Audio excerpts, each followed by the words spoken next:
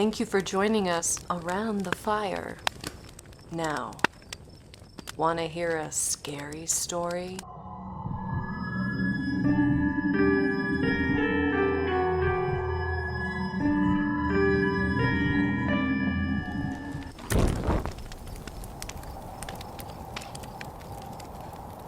Somewhere, high above, the moon shines down, fat and full.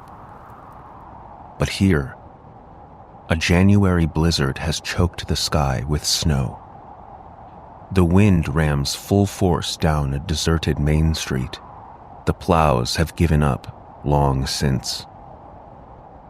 The flagman for the railroad company, Arnie West, has been caught in the signal shack 9 miles out of town, with his small gasoline-powered rail rider blocked by snow, as the wind rises to a shrill scream. But the wind doesn't scratch at doors. Arnie gets up, a cigarette jutting from his mouth, his face lit by the kerosene lantern on the wall. The scratching comes again. Someone's lost a dog, he thinks. It would be inhuman to leave it out there. Not that it's much warmer in here, in spite of the battery-powered heater. But still, he hesitates. Before he can decide, there is a thud as something heavy hits the door. A puff of snow billowing from the top. It draws back and hits again. The door trembles in its frame, and on the third blow, it splinters from top to bottom. It is the biggest wolf Arnie has ever seen, and in a moment, it will be inside. Arnie lunges for his pick in the corner and seizes it just as the wolf thrusts its way inside and crouches, yellow eyes gleaming, ears flattened back. Behind it, snow gusts in through the door. It springs with a snarl, and Arnie swings his pick once. Outside, the feeble light shines on the snow. The wind whips and howls, and the screams begin. Something has come to town, as unseen as the full moon riding the sky above. It is the Wolfman, and in this place where baked bean church suppers are a weekly event, and small children still bring apples to their teachers, where the events at the senior home are religiously reported in the weekly paper. Next week, there will be news of a darker variety.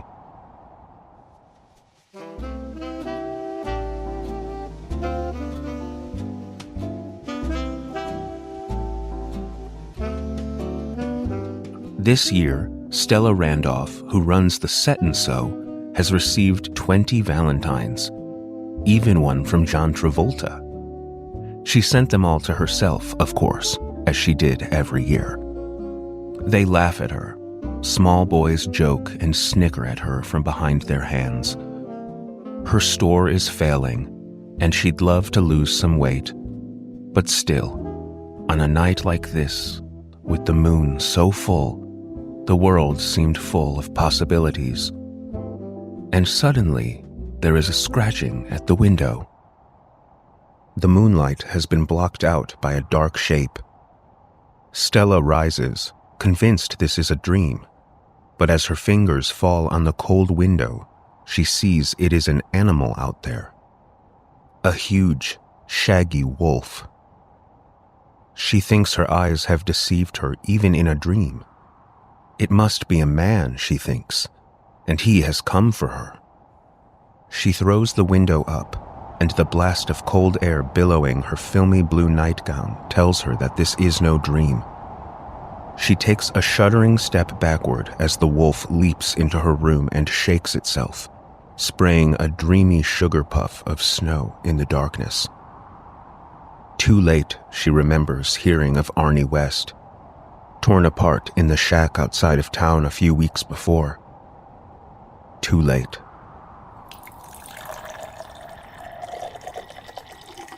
Over coffee, the town librarian tells his wife that last night's winter storm has brought branches down all over town. And then the lights go out, and Donna Lee utters a gasping little scream and spills her coffee.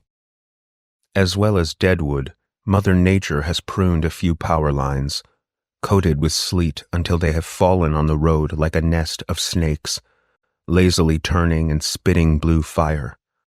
The whole town goes dark. "You clean that up," Milton says coldly. "You clean that up right now." The librarian is a thin man with a narrow head and pale blue eyes, and he has kept his pretty, silent wife in a bondage of terror for 12 years now.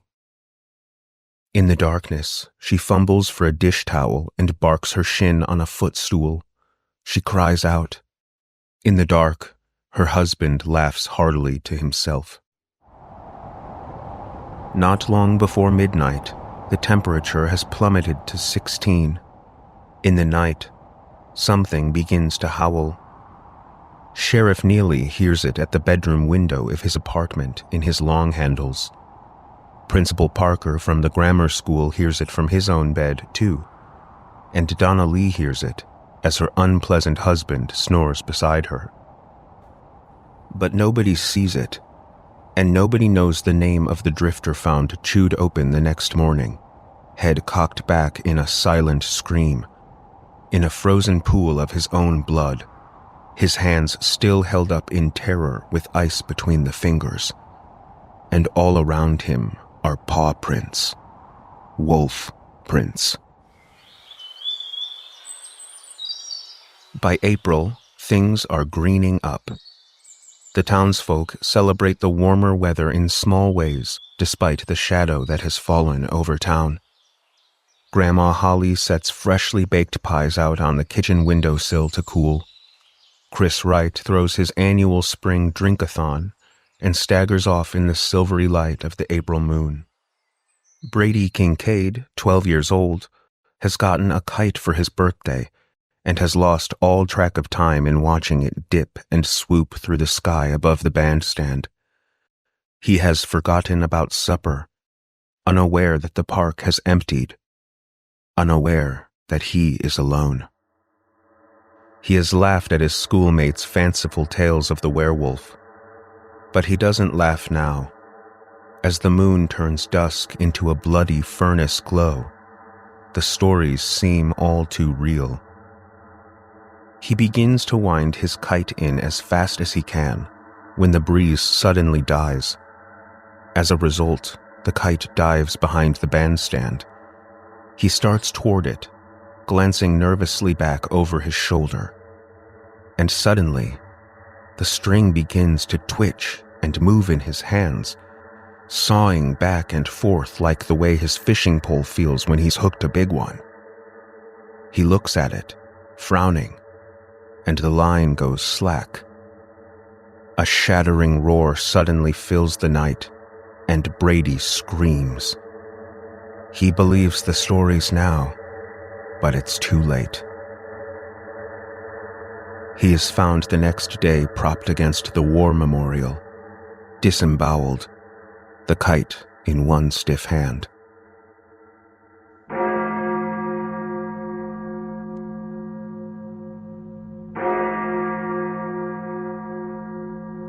The church pews are always full on homecoming Sunday, and instead of looking out on benches half empty as he usually does, the Reverend Lester Lowe is preaching to a full house, preaching the greatest sermon of his life, and its subject is this: the beast walks among us.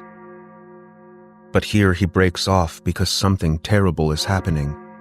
His congregation is changing into werewolves, all 300 of them. He stumbles back in horror as the head deacon shambles down the center aisle snarling. And now the sound is like the zoo at feeding time, and the Reverend Lowe screams out, "The beast! The beast is everywhere!" But his voice is no longer his voice, and when he looks down, he sees his hands have become snaggled paws. And then he awakes, trembling, bathed in sweat. Only a dream, thank God. But when he opens the church doors that morning, It is no dream he sees. It is the gutted body of the janitor, hanging face down over the pulpit.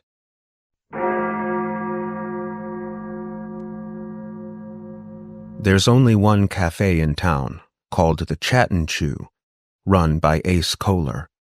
For the moment, the place is completely empty, and as he finishes polishing the counter to a gleaming brightness, he pauses, looking out into the street, and supposes the cafe is deserted because the Wolfman walks when the moon is full. But Ace is 220 pounds of pure muscle, so he is neither scared nor worried, and he knows the regulars will be in for their coffee in the morning. Maybe, he thinks, I'll close up early tonight. He is turning toward the coffee maker when the door opens. It's one of his morning regulars. "How you doing?" he asks, as the customer slips onto the padded red stool. Well, still time to catch the late show, Ace thinks to himself, turning back to the coffee maker. Shock wipes out the rest of his thought. The stainless steel of the appliance acts as a mirror, and in its surface he sees the customer's face shifting, thickening, melting, broadening, their shirt stretching, and absurdly, all Ace can think of is the Incredible Hulk. The customer's face becomes bestial. Their eyes have become a terrible golden green. The customer screams, but the scream drops like an elevator and becomes a bellowing growl of rage. It knocks over a sugar shaker and heaves it at the wall. Ace wheels around and his hip knocks the coffee urn off the shelf. It hits the floor with a bang and sprays hot coffee everywhere, burning his ankles, and he goes sprawling on the linoleum. The Wolfman leaps. There is another shattering roar, a flood of yellow breath, and a great red pain as the creature's jaws sink into the muscles of Ace's back and rip upward. Blood sprays the floor, the counter, the grill. Ace staggers to his feet with a huge, ragged, spraying hole in his back. He is trying to scream, and white moonlight floods in through the windows and dazzles his eyes. Moonlight is the last thing he sees. 10-year-old Marty Coleslaw's family refused to spoil him just because he was in a wheelchair, and he gets remarkably little sympathy from them when he learns the town will not be celebrating his favorite holiday this year, the 4th of July. "Next year'll be twice as good," his dad Herman tells him with a clap on the back. "You'll see, buddy." "Ha ha, you finally didn't get something you wanted," says his big sister Kate. She's 13 and convinced that everyone only loves Marty because he can't walk. She is delighted that the fireworks have been canceled. Only Uncle Al had understood. Uncle Al drove a low-slung convertible. Marty's parents disapproved, but he loved it. Uncle Al took something out of the glove compartment, and as Marty rolled up, he put a bulky cellophane package on the boy's lap. "Here you go, kid," he said. "Happy 4th of July." Marty, absolutely stunned with joy, moved his lips to speak, but nothing came out. Uncle Al put a hand on Marty's head. "You celebrate after everyone else goes to bed. Don't shoot off the noisy ones, and for Christ's sake don't blow your hand off, or my big sis'll never speak to me again." Marty is the first one in bed that night. His parents come in to kiss him goodnight, and his father says, "Everything okay, big guy? You're off to bed real early." "Just tired," Marty mumbles. "Sorry about the fireworks, little man. Just wait till next year." It takes a long time for the rest of the house to go to bed. Maybe he slept, because suddenly, Marty realizes that the house is totally still. He takes the bag of fireworks along with the matches he found earlier and prepares to get out of bed. He grips the headboard, pulls himself up to a sitting position, and shifts his legs over the edge one by one. His wheelchair is on the brake, and he swings into it with confident ease. He pauses for a moment, listening to the silence of the house. Then he lets the brake off his chair and flips the power switch.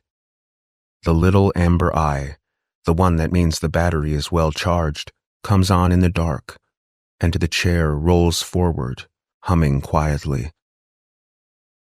Marty slips the latch on the double doors and rolls outside.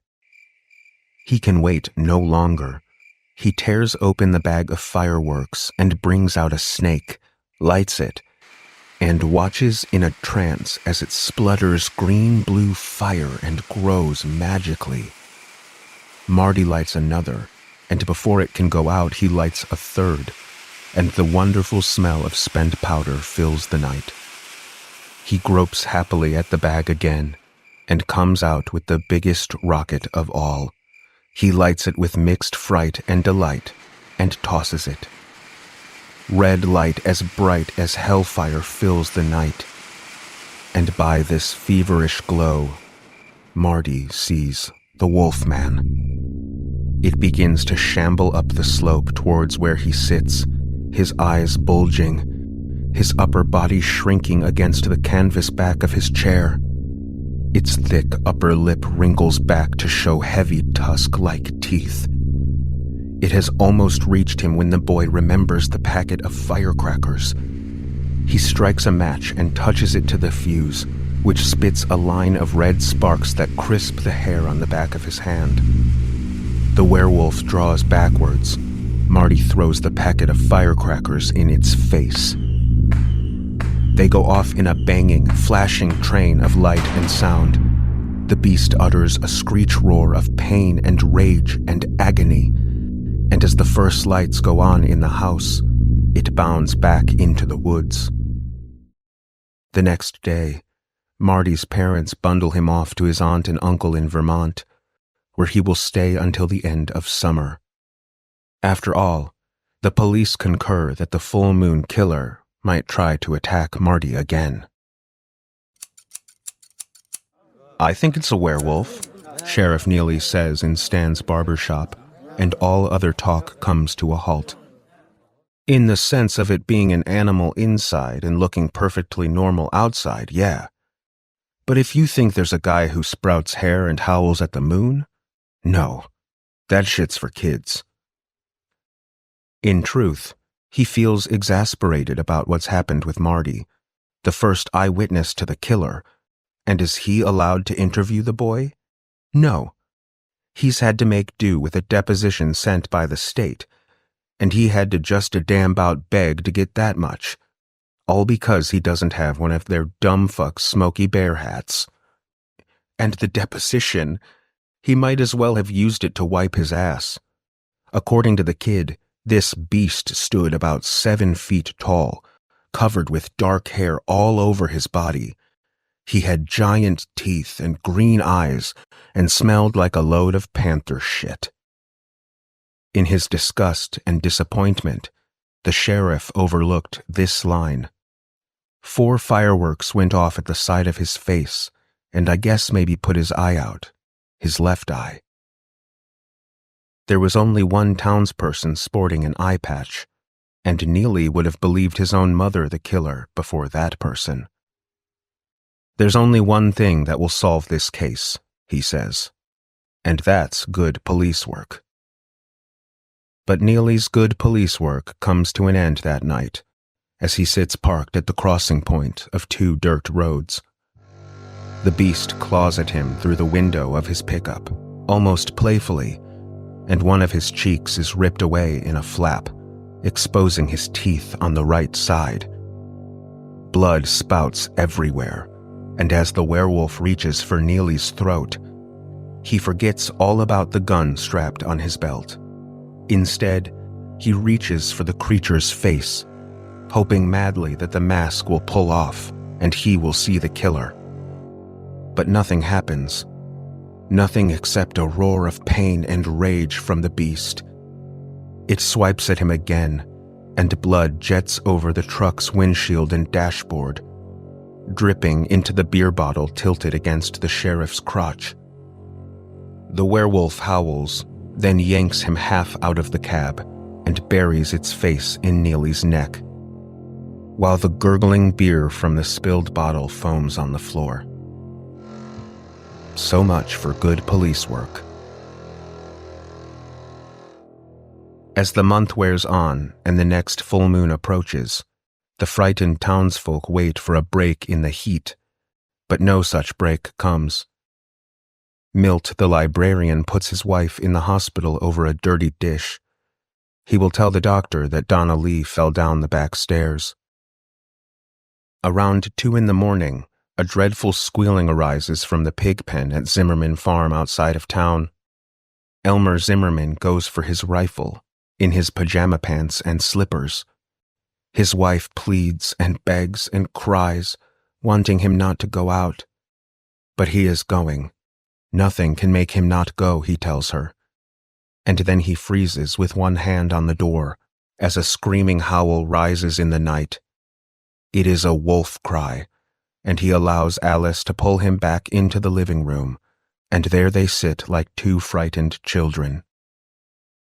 Now the crying of the pigs begins to stop. The beast howls again, its cry as silver as the moon. Elmer goes to the window and sees something go bounding off into the deeper darkness. Trick or treat! When Marty comes home from trick-or-treating on Halloween night with the batteries in his wheelchair all but dead, he goes directly to bed. The October full moon has come and gone with no attack. The 2nd month in a row this has happened. Some believe that the terror is over, that the killer was a drifter and now he has moved on. Others are not so sure. But Marty knows who the werewolf is, and not just because the man who placed candy in his bag tonight was wearing an eye patch. There was something else, too, a vital similarity in the man's human face to the snarling face that Marty saw on that silvery summer night. Until tonight, Marty had not seen the one-eyed man, as he lives on the far side of town, and Marty's family rarely attends church. The man with the eye patch, who dropped a chunky bar into Marty's bag and smiled, the wolf man, is the Reverend Lester Lowe.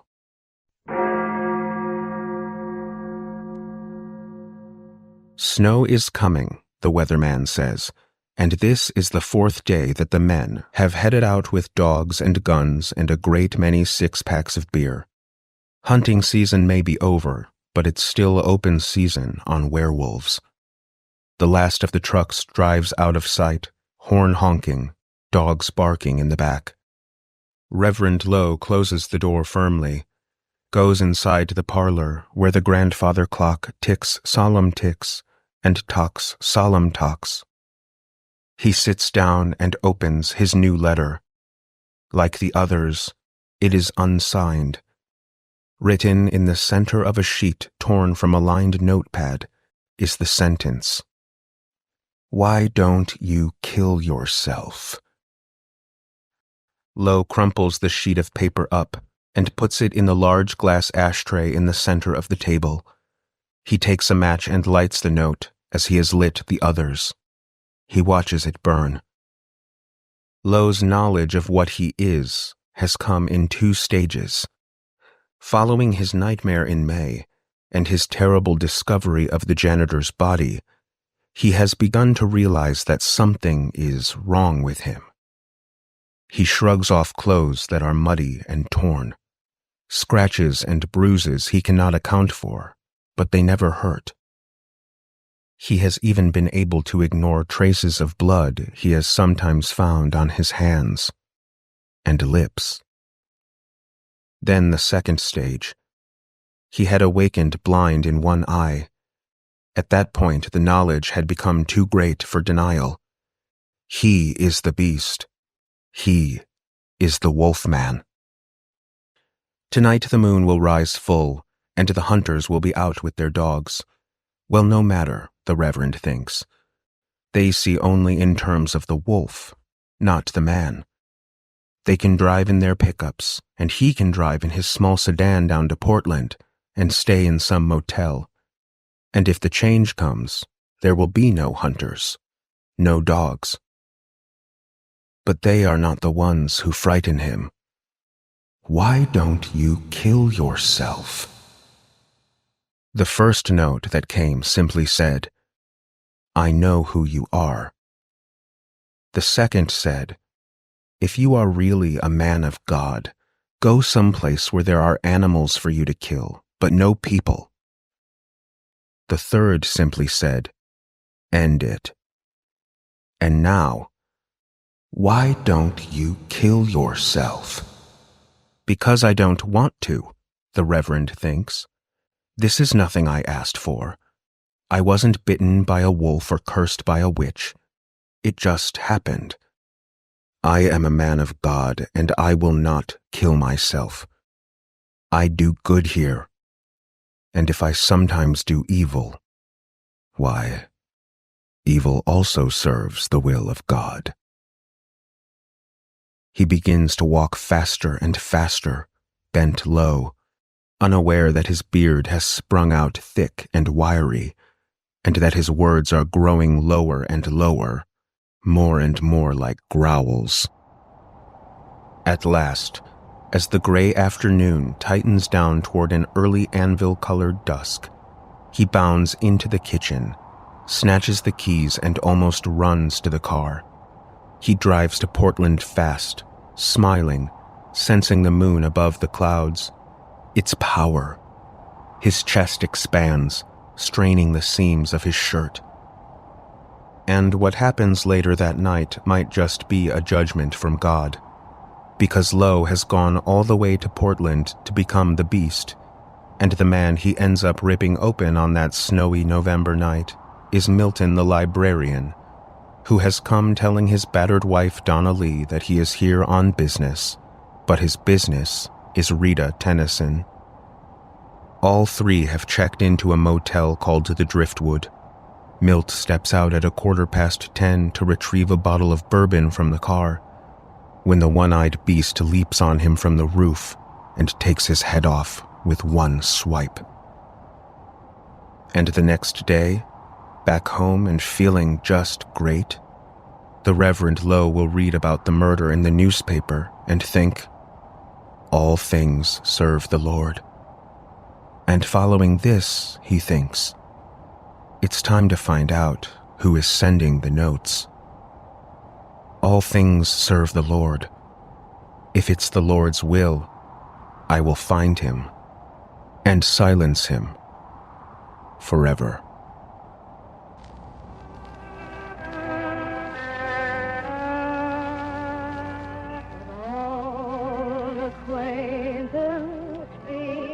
After her husband's death, Donna Lee moved out of town before the new year, and Grandma Holly died of a heart attack.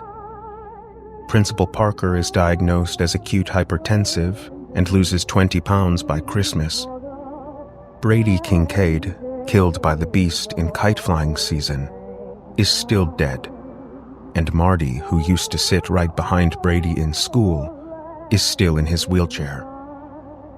The year is ending as it came in, a howling blizzard, and the Wolfman around somewhere. Sitting in the living room, Marty and his Uncle Al are watching Dick Clark's Rockin' New Year's Eve. There's a gun in Marty's lap. 2 bullets are chambered in the gun, and both of them are pure silver. Uncle Al had a friend of his make them. Al hadn't been to visit since July, and as he predicted, his sister was furious about the fireworks. Then a call came from Marty. It's important, Marty said. So he came, and braved his sister's icy silence on a cold December day, and took Marty for a ride in his sports car. Marty began by telling about the night of the fireworks, and how he had blown out the creature's left eye. Then he told him about Halloween, and the Reverend Lowe, and the notes. He'd kept them anonymous until the last two. Those he signed just as he had been taught in English class. "Christ, Marty," Uncle Al said sharply. "Did it ever occur to you that you could be wrong?" "That's why I signed my name to the last two," Marty said. "Aren't you going to ask if he called my father to tell him I'd sent him a note saying to kill himself?" Al knew the answer already. "He hasn't talked to my dad, and he hasn't talked to my mom, and he hasn't talked to me," Marty said quietly. "He is the Wolfman, and he's waiting for the full moon." "Uncle Al's coming for New Year's Eve," Marty announced 4 days later on December 10th. "He certainly is not," his mother says in her coldest tone. His mother spent the rest of the day glaring at Marty every time she looked in his direction, but she didn't call her brother back and tell him not to come, and that was the most important thing. At supper that night, Marty's sister Katie hissed in his ear, "You always get what you want, just because you can't walk." Grinning, Marty whispered back, "I love you too, sis." When New Year's Eve arrived, Marty's mother was sure Al wouldn't show as the storm intensified. But there he was around 8, driving a borrowed 4-wheel drive. By 11:30, everyone in the family had gone to bed except for the two of them. The television switches to the ball in Times Square, and the crowd cheers. In the corner across from the TV, the Christmas tree still stands, sadly denuded of its presence. Then the window in the family room blows inward in a twinkle of glass, letting in the howling black wind, twisting skirls of snow, and the Wolfman. Al is utterly frozen with horror and disbelief. Its one green eye fixes upon Marty, and it leaps at the boy, howling through its huge yellow teeth. Calmly, Marty raises the pistol, and over the howling, and over the wind, Al hears his nephew say, "Poor Reverend Lowe, this will set you free." And as the werewolf leaps, its claws outstretched, Marty fires. The gun makes an almost absurdly insignificant pop, but the werewolf's roar is a lunatic screech of pain now. Blood is pouring down the savage, hairy face, and its green eye seems in a daze. It crashes into the wall and staggers toward Marty, growling, its snapping jaws cutting off wads of blood-streaked foam. Marty holds the gun in both hands, as a child holds a cup of juice. And as the werewolf lunges again, he fires. The beast's other eye blows out like a candle. It screams again and staggers blind toward the window. The blizzard riffles the curtains and twists them around its head, and flowers of blood begin to bloom on the white cloth. The Wolfman collapses to its knees, shudders once, and dies. Marty turns to his uncle, the smoking gun in his hands. "Happy New Year, Uncle Al," he says. His face looks tired, but at peace. The beast is dead. And as his father runs into the room in yellow pajamas, the boy begins to weep. On the floor, under the white curtains, the werewolf has begun to change. The hair seems to be pulling in somehow. The lips relax and cover shrinking teeth. The claws melt magically away to fingernails. The Reverend lies there, wrapped in a bloody shroud of curtain, snow blowing around him in random patterns. As on TV, the big lighted ball begins to descend in Times Square. Marty's dad gawks down at the naked body as his mother creeps into the room clutching the neck of her robe. Outside, the wind howls and screams against the snow-filled sky. Uncle Al goes to Marty and hugs him tight, tight, tight. "You did good," he whispers. I love you, kid. And the first minute of the new year becomes history.